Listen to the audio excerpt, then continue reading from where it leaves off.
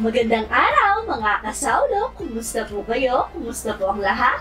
Ngayong araw po, medyo social yung mukbang natin. Yayamanin mukbang. Meron tayo dito itlog na may konting adobo.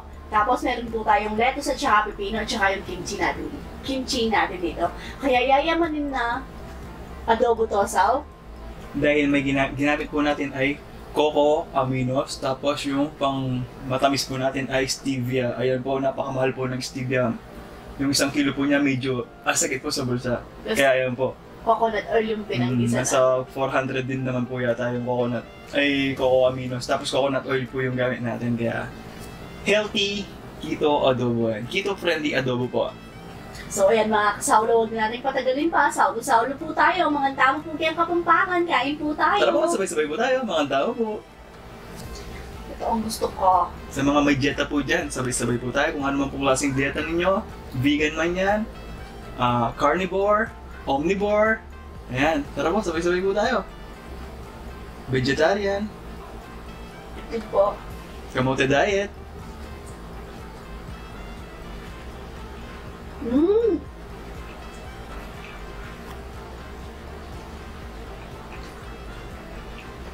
Bali yung pinampalit natin sa toyo natin, yun yung coco amino. Medyo may pait lang siya ng konti. Medyo may iba ng lasa pero yun yung lasa. Trial and error pa kasi tayo kasi first time po ito. Hindi po natin alam kung dahil ba sobra sa aminos o sa asukal, parang ganun. Ay, sweetener po pala. Tinikman ko, ang lamig niya sa bibig yung sweetener.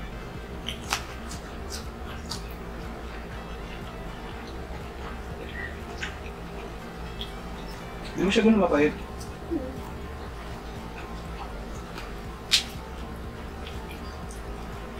Masarap siya.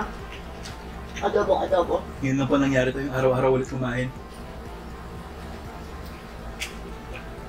Kaya araw-araw saulo-saulo po tayo. Na walang guilt. Pero ramdam ko na po, paunti-unti, kaya na ulit ng katawan ko mag-fasting. Paunti-unti. Saka lumalakas yung katawan natin, na. Haba yung buhay.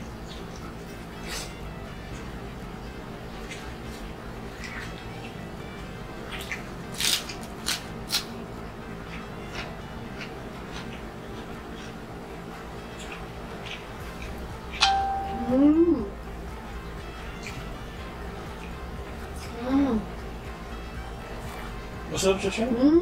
Wala mo siyang pinagkaiba sa ano. Yayamanin lang talaga. Mahal yung ano niya. Don't get me wrong po sa, bale, excuse me po, yayamanin po siya sa mga kagaya po namin na hindi po ganun, ano yung tawag ito, mahirap ganun, hindi po siya ganun. Hindi kaya ng bulsa. Kumbaga, pinag-ipunan pa bago makabili. Kailangan po kasi naranasan ko na po yung mga gamot ng ilang buwan. Compare mo po dun sa ginastos ko noon na monthly, parang nasa kulang 10,000. Gamot po yun. Pero pa yung test ng dugo, kaya compare mo po yung ginagastos ngayon sa kinakain, napakalayo po. Baga sinashare ko lang po kung ano po yung nangyari. Sa channel po natin na to, sinashare lang po natin kung ano po yung nangyari, mga nangyayari pa po. Sa mga walang kabuluhan po, hindi po gaano ano dito sa channel natin.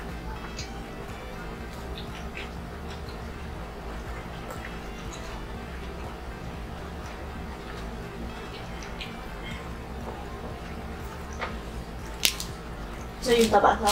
Pero tingnan ko po yung may taba.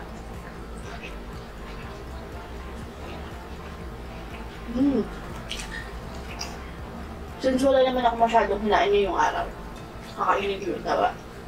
Okay lang? Daw? Dahil po sa business, tingin si Sao sa niluluto niya, kaya hindi po siya makapag... Sa mga bago po sa channel natin, bali practitioner po tayo ng ketogenic o low carbs, high fats na diet.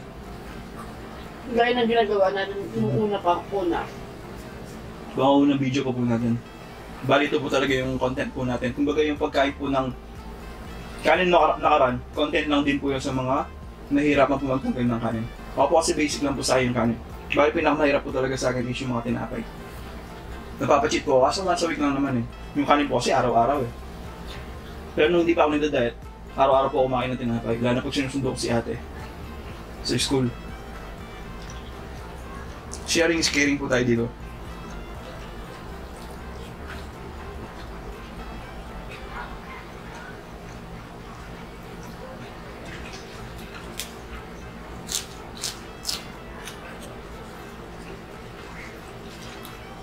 Alam ko na kaya pumain. Hindi tayo masunugan.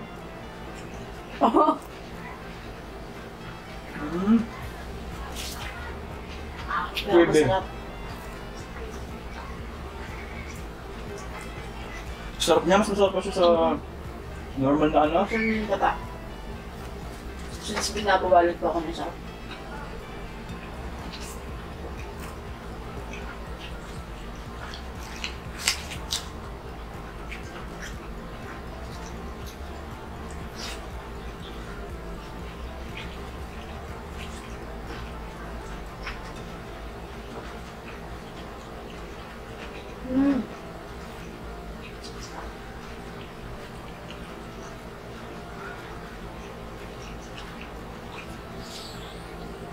Kaya kung gagawa tayong kimchi ngayon, may artificial, ay may sweetener na naman natin, no? Sweetener din naman tayo napasok sa ano.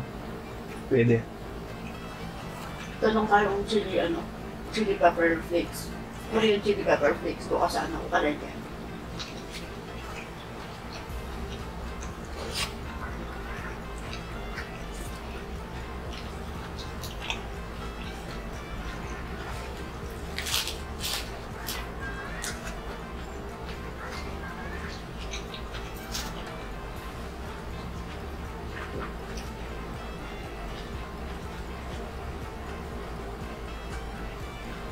Ang jet up po na to, parang hindi pa po siya ganun talaga ka-open sa mga tao. Maraming di ba may alam? Bale, pag napag-aralan niyo po siya talagang doon niyo po malalaman yung mga kumpara ng kinakain natin tsaka yung akala mo na normal, na healthy.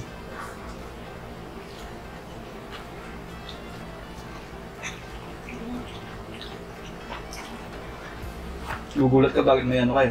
Fatty liver.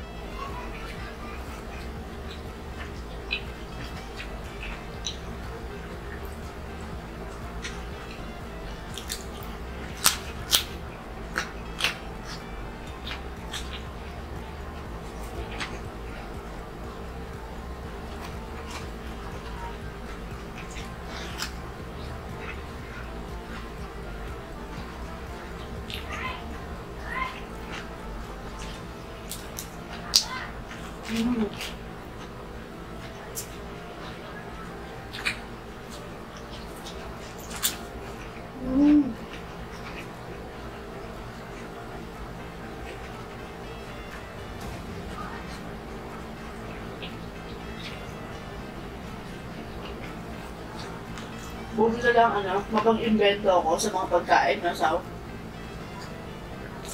Good para sa saw yun. Sa pagkikito ng saw yun.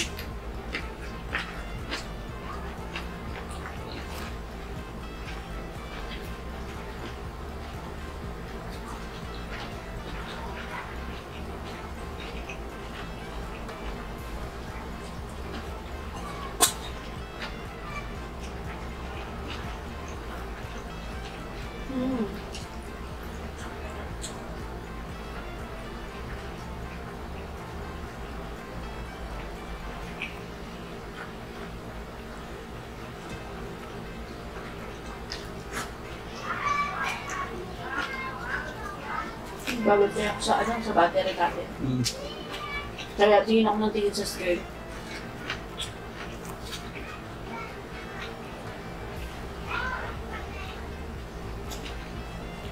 Oh, thank you, Lord. Nilagyan ko pala na red bell pepper. Para mabango.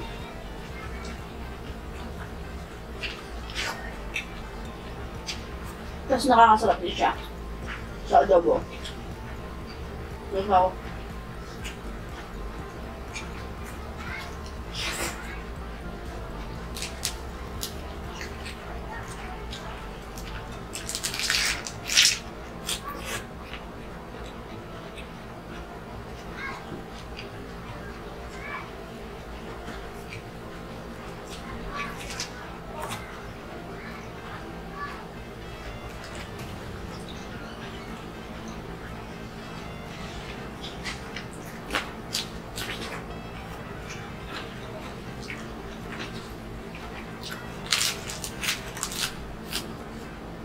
Mm.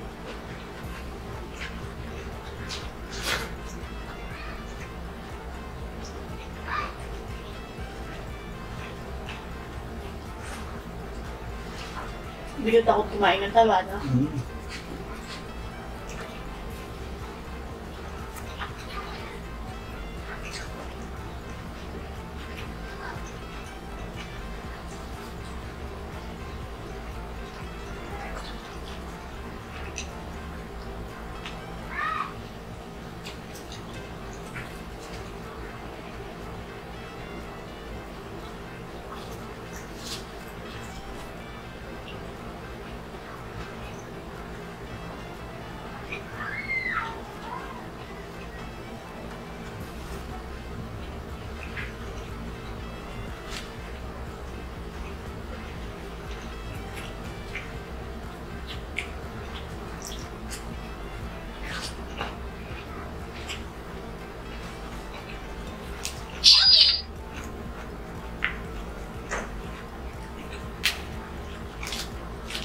Best channel.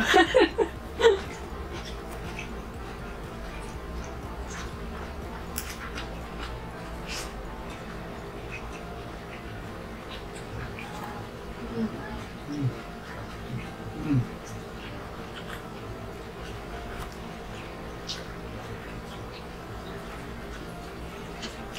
Nabis ko talaga yung taba, no? Ito yung sour. Bell pepper, gusto mo? Mm.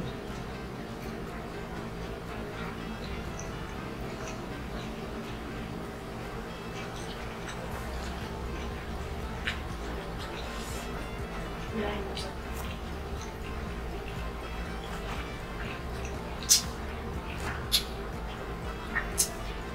Sarap. Alam mo yung lasa ng amoy ng umba, pero lasa adobo siya. Amoy ng umba, lasang adobo.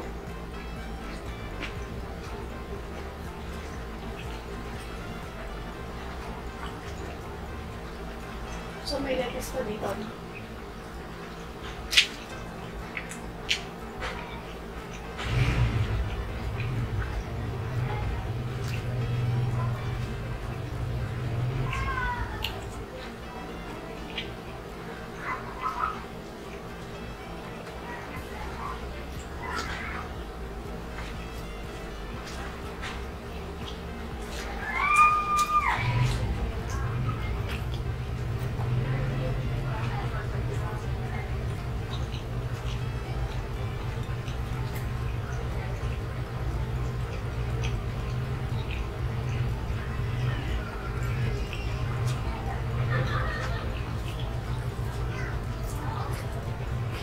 Nakaka-ads niyo sila.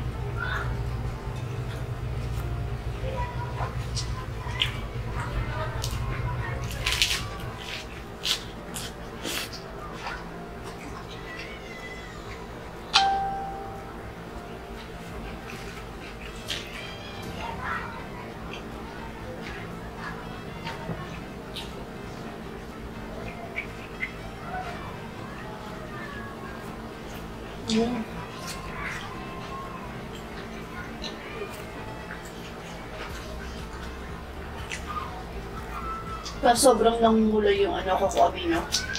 Kaya sobrang parang black na black po yung adobo natin.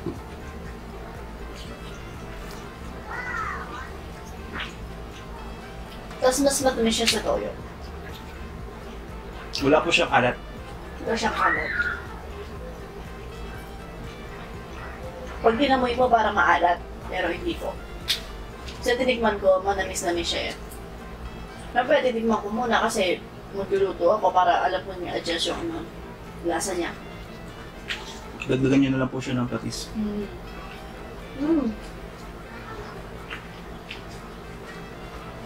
Patis ko pala yung ginamit yung pampalas dyan. Tsaka yung yung salt na color pink.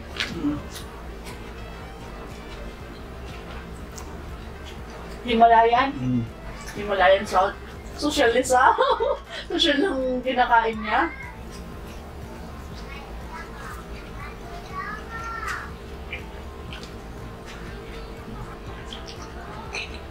Excuse me po. Pero para sa amin po, sobrang ang sakit niya sa bulsa.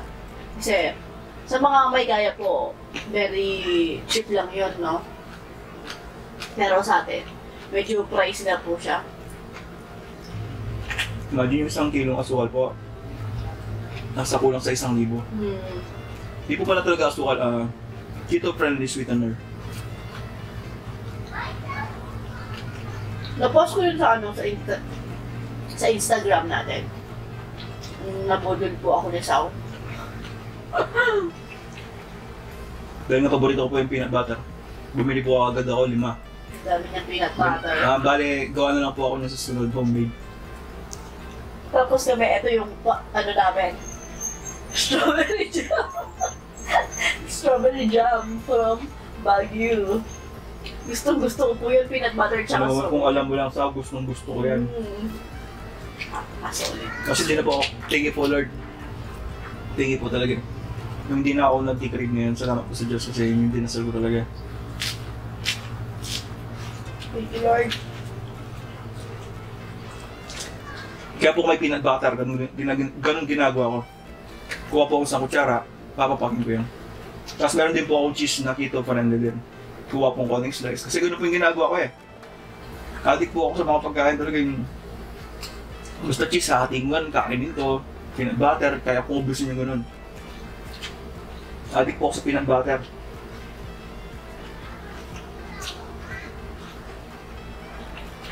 Addict ako sa'yo.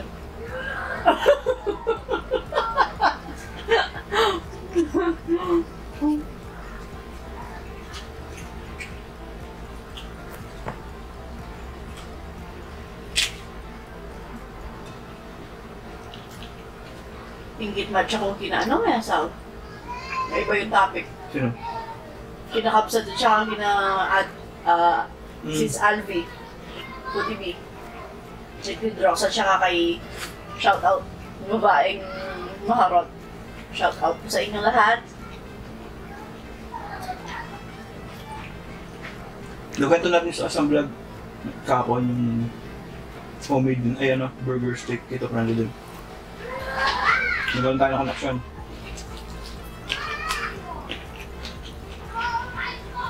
Gaya ngayon na naman. Wala na naman po connection. Araw-araw na lang. Basta mag-alas 5 na. Hanggang 10, gano'n. 10, 11.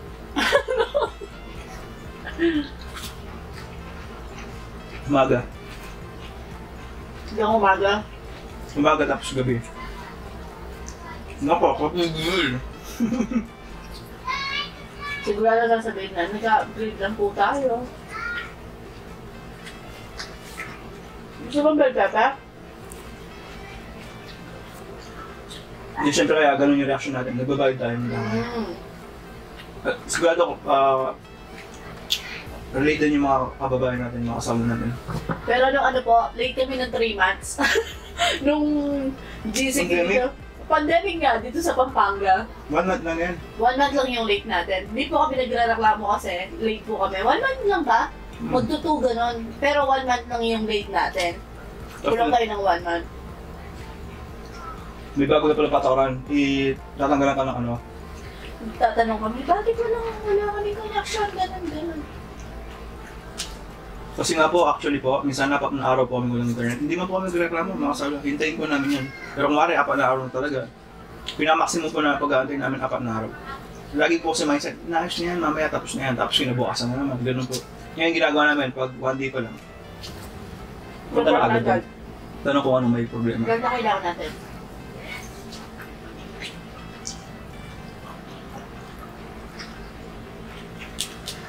Patamis na siya, patamis.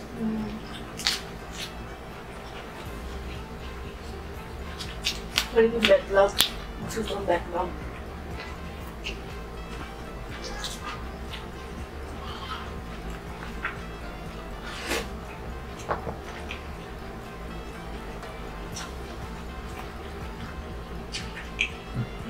Excuse me po.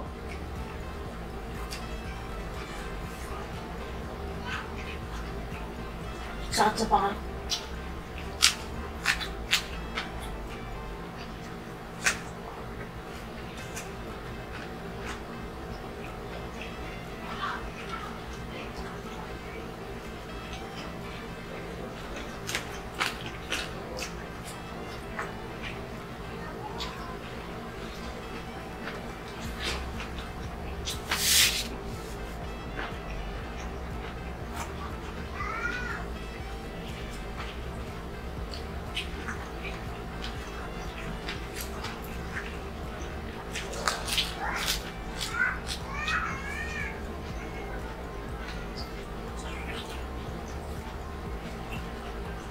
Sarap na itlog talaga.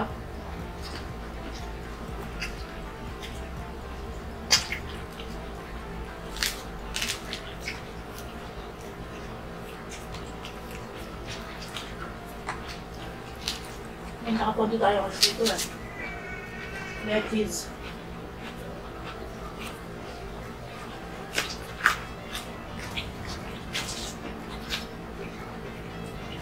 Sarap po siya.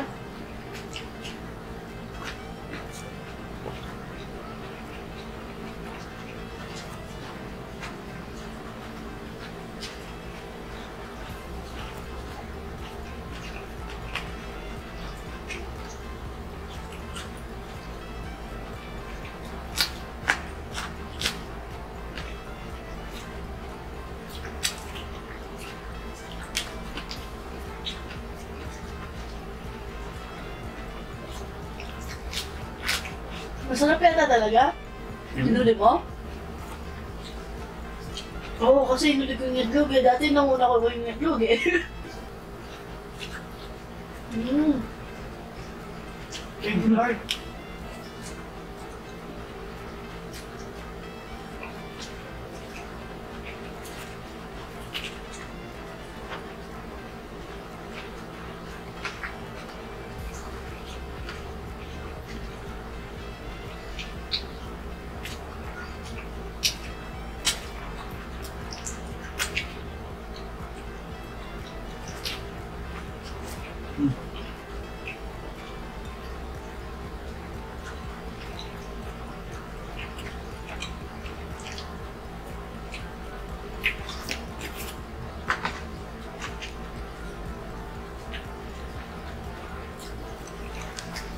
Ginawang soup.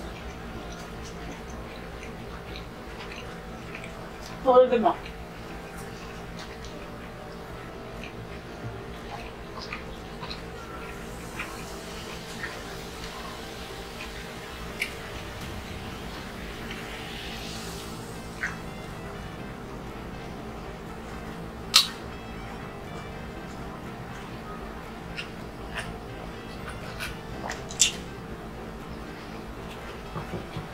So yan, muli shoutout kay The Foodie Bee, kay Sis Alvi, kay Babaeng Maharot, kay Kapsat Crisia, tsaka kay Ipidrock. Sa'yo ipapa-shoutout kasi si The Foodie Bee, nabasa ko yung comment niya.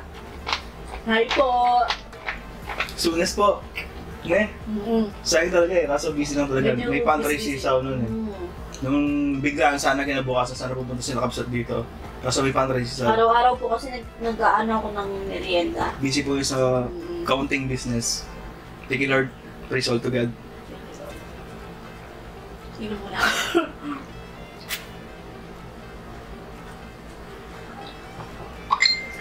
So, ayun na nga po mga kasaulo. At dito na po nagtatapos ang ating Yayamaning itlog na may konting adobo mukbang. Hanggang sa susunod. Paalam, maraming salamat po. Ingat ang lahat. God bless us all po.